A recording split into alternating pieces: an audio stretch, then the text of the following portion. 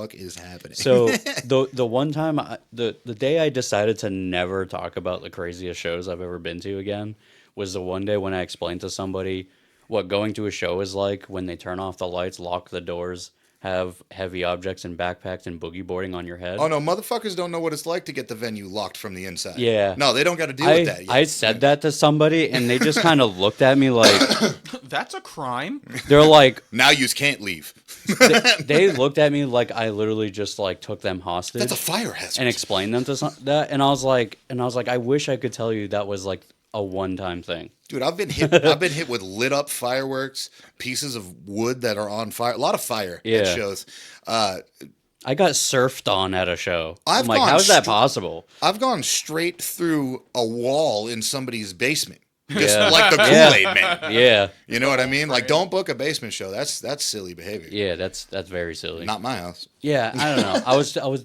I stopped explaining that shit a long time ago because I told it not a story, but like a vague Just come. description of like getting doors locked on you and like the lights being turned off, and then all you have to judge is like using your fucking bat ultrasonic. Yeah, dude, Like there's no way out. You're like fucked. you just I'm like, here's the distinction. I'm like, you don't know where anything is. You just got to listen to how far or how close the keys are.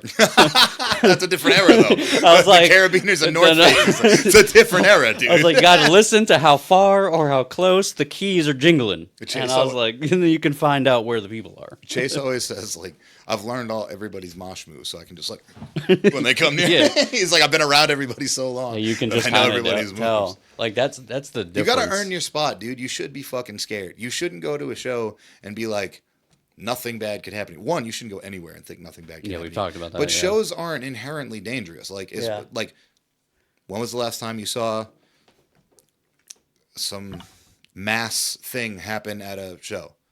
Doesn't happen, right? Right. Like that, it's a safe environment to be at.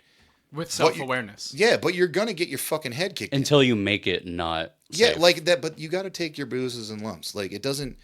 Like I see people. I don't have a TikTok, but I see the when they get to Instagram, people talking about like how crowd killing or hate moshing or whatever the fuck you want to call it is low vibrational energy and like all these fucking low vibrational cuck energy is losers, hilarious. dude. And it's just like you'll never change it ever. Mm-hmm. Like you and the other side of The world. that Your record label. dissertation. The Yeah, nor- you, the you, you normies. and your fucking, I don't want to use a band that's like friends with everybody. I'm trying to use you and the posse side of hardcore can hang out and be fine. Yeah. But when you come to like a show that has more aggression, more energy, more whatever, shut the fuck up. We're all getting hit at some point. Right. That's the point. It just happens. And shows are not nearly as bad as they were, like old head status here, like when we Right. were younger, or even before that when the OGs were younger. Yeah. Like we're about to play a show in Western Mass. Revenge's reunion show Yeah. for Jeff Lankowski. He just died. He was a Western Mass kid, and Revenge be super decided to fun. come back and yeah. So and we're playing Western Mass. I went to a Western Mass show. It was Death Threat, the Acacia Strain, Hate Your Guts. Just all the local legends, right? Mm-hmm.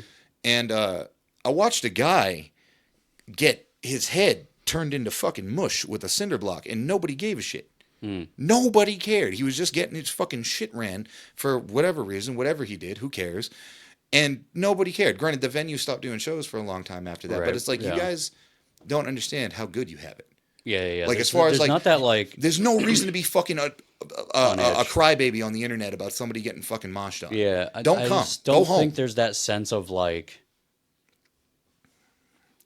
concern of your like physical well-being anymore until like you make it a problem. But like I remember just like growing up and going to shows, there was always like, am I gonna get hurt tonight?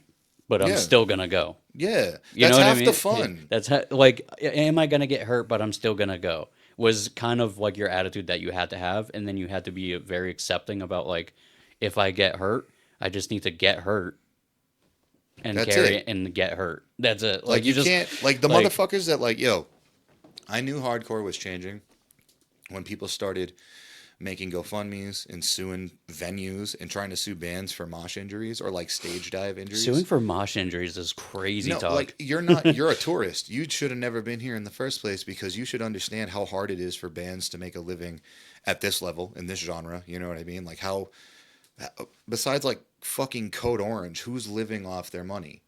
That made it. You know what I'm saying? Like Knocked Loose, maybe? Yeah, Knocked Loose. You know, from the community, like who made it? Who's living off of it? Yeah. You know, so it's like so you're gonna try to sue a band, okay, well you suck. Punk as fuck. Yeah, super punk, dude. You're gonna try to sue the venue, which okay, you should understand how hard it is to keep venues. You know, like it's not the venue's fault. First of all, no, it's your dumbass fault for going to the show. You got stage dove on because you were standing there, not because the venue let you in. You fucking loser. Yeah, like so you're a tourist and you're cancer to this. Like you want to make a GoFundMe because you got hurt and people support you. That's fine, but when you start attacking the community in that way, like they're the outlier. Nothing you're the liability did was the problem. Here. Yeah, nothing we did was an issue. You were the outsider that came in and started a problem. That's how. You know, it's people who don't understand it. Like, how often do you see a mosh fight anymore? Almost never, because everybody understands it.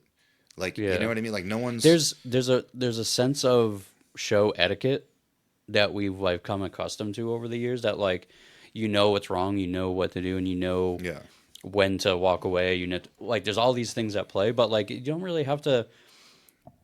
Like, for instance, it was the first show I went to in like 8 years. The landscape was so different to me. For real. It feels different. It felt very different. And Steve kind of like had to explain to me, and they're like, this is how it is now. Like, just like all these young kids, and like they're super cool now. Every band kind of rules now. And like everybody shows up for the first song of the first band and shit like that. The ruining venue generation grew up. Yeah. You know what I mean? We ran out. We ran out. We got tired of it. We ran out. But like it was weird because it was just a whole different landscape than I was used to, and like that's it's cool weird now. to me. I like it's TikTok, cool. COVID and TikTok. Like I know the show that did it. It was Mexi's fucking show with Alpha and Omega, and Section Hate and Dead City at the fucking underpass in LA that had like the helicopters and the fireworks and the fires and the guns and all that shit. Yeah. That went viral on TikTok, and everyone's like, I don't know if I like the music, but I like the vibe. And then all of a sudden shows that started, everyone, for real. I like everyone that. wanted to come out of their house. So like that was that. like, oh, I'm going to go to the fucking punk rock show. And then it's blown up and people are buying merch, and hardcore is like cool again, cool, quote unquote, cool.